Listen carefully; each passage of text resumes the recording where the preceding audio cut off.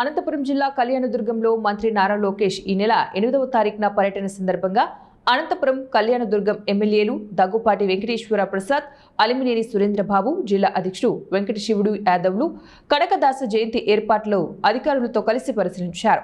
కనకదాస విగ్రహావిష్కరణ మంత్రి నారా లోకేష్ చేతుల మీదుగా ఉందన్నారు. 50,000 మంది ప్రజలు వస్తారని అధికారులు అంచనాలు వేస్తున్నారని, రేపట్లోగా పనులను త్వరితగతిన పూర్తి చేయాలని అధికారులకు సూచించారు. ఎమ్మెల్యే అలిమినేని సురేంద్రబాబు మాట్లాడుతూ ప్రభుత్వ పాఠశాలల్లో సీట్లు లేవని, బోర్డు కనపడేలా కూటమి ప్రభుత్వం నూతన విద్యా సంస్కరణలతో విద్యాశాఖ మంత్రి నారా లోకేష్ పనిచేస్తున్నారని ఎమ్మెల్యే అలిమినేని సురేంద్రబాబు తెలిపారు. విద్యారంగంలో నాణ్యత పెంచడమే ఆయన లక్ష్యమని అన్నారు. డిఎస్సిని విభేదాలు లేకుండా నిర్వహించి ఉద్యోగాలు అందించారని పేర్కొన్నారు. బీసీ వర్గానికి తెలుగుదేశం పార్టీపై మక్కువ ఉందన్నారు. నారా లోకేష్ కళ్యాణదుర్గం పర్యటనకు రావడం ఆనందకరంగా ఉందని ఎమ్మెల్యే తెలిపారు. ప్రతి పిల్లవాడికి 15,000 రూపాయలు వాళ్ళ అకౌంట్లో వేయడం, 2 ఉన్నా, 3 ఉన్నా, 5 మంది ఉన్నా, 6 మంది ఉన్నా, అదే కమ్మదూరు మండలంలో 12 మంది ఉన్నారు.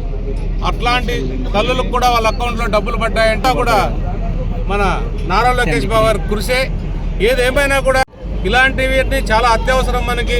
దానికి చేసేది అంతా కూడా నారా చంద్రబాబు నాయుడు గారు, పవన్ కళ్యాణ్ గారు, అలాగే నరేంద్ర మోడీ గారి సహకారంతో వీళ్ళందరూ కూడా చేస్తూ మన కూటమి ప్రభుత్వం ముందుకు తీసుకెళ్తున్నారు. ఏదేమైనా కూడా ఇంకా కూడా డిఎస్సి మీరందరూ చూశారు.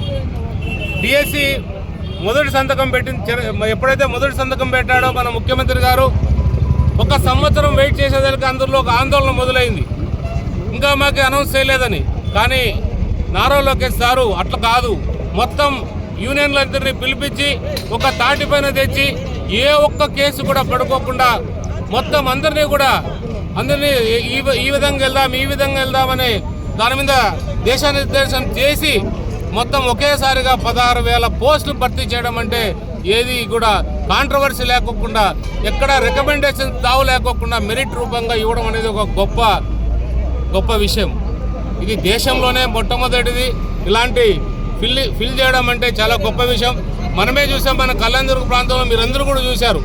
1250 మంది బిఎస్సికి కోచింగ్కి వచ్చారంటే ఎంత ఇంట్రెస్టింగ్గా ఉన్నారో లెక్కేసుకో. అలాంటి ప్రదేశంలో మన కళ్యాణదుర్గ ప్రాంతానికి 87 మంది సెలెక్ట్ కావడం కూడా చాలా గర్వించదగ్గ విషయం. ఏదేమైనా కూడా నారా లోకేష్ బాబు రాక నేనైతే మన ప్రాంతానికి అదృష్టంగా భావిస్తున్నా. ప్రజలు కూడా, ఎందుకంటే ఆయన మాటలు చెప్పే వ్యక్తి కాదు, ఏదైనా ముక్కుసూటిగా చెప్పే వ్యక్తి. అనవసరమైన మాటలు చెప్పడు, జరగాల్సినవే చెప్తాడు, జరగబోయేటివే చెప్తాడు. కాబట్టి అలాంటి వ్యక్తి మన ప్రాంతానికి వస్తే మనం వ్యవసాయ పరంగా కావచ్చు, కాలేజీల రూపంగా కావచ్చు, లేదా ఇతరతర అభివృద్ధి కార్యక్రమాల్లో భాగం ఏదైనా కావచ్చు, మనకు అవకాశాలు ఉంటాయి. రాబోయే కాలంలో మన ప్రాంతం అభివృద్ధి కావడానికి, కళ్యాణదుర్గ ప్రాంతం అభివృద్ధి కావడానికి చాలా అవకాశాలు ఉన్నాయి. కాబట్టి నిజంగా మనం అదృష్టంగా భావించాలని తెలియజేస్తాం. మనం మొట్టమొదటిసారిగా ఆంజనేయ స్వామి సిపాయి గోళ్ళ మధ్యలో ఉన్న ఆంజనేయ స్వామి దేవాలయం దగ్గర స్వాగతం పలుకుతాం. అంతకన్నా ముందు ఆత్మకూరు దగ్గర ఏదైతే టోల్ ప్లాజా ఉందో అక్కడి నుంచి కూడా స్వాగతం పలుకుతూ తీసుకొని వచ్చి మొదటి స్టాప్గా మన ఆంజనేయ స్వామి దగ్గర ఉంటుంది. అక్కడి నుంచి పవర్ హౌస్ దగ్గరికి వచ్చిన తర్వాత అక్కడ కూడా చాలామంది మహిళలు, అలాగే చాలామంది ఎవరైతే ఉన్నారో అక్కడ కూడా స్వాగతం పలుకుతారు. అటు నుంచి కొద్దిగా ముందుకు వస్తే ఏదైతే మనకి బహుజనులు ఉన్నారో మన సోదరులు, వాళ్ళు కూడా భారీ ఎత్తున స్వాగతం పలుకుతున్నారు. దాని తర్వాత టీ సర్కిల్కి పోతే మన ముస్లిం ఈరోజు 2 రోజులు పర్యటనలో భాగంగా ఇక్కడ రావడం జరుగుతుంది.